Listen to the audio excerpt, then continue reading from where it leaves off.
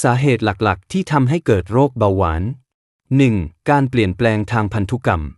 โรคเบาหวานสามารถส่งต่อจากพ่อแม่หรือปู่ย่าตายาย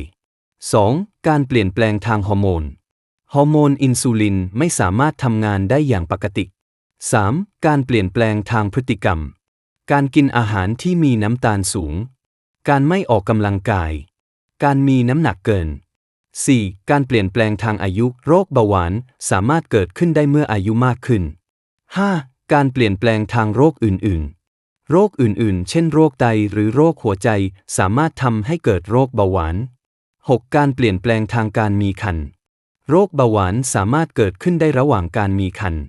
และยังมีสาเหตุอื่นๆ เช่น การกินยาที่ไม่เหมาะสม การมีประวัติครอบครัวที่เป็นโรคเบาหวาน การมีโรคอื่นๆ ที่เกี่ยวข้องกับโรคเบาหวาน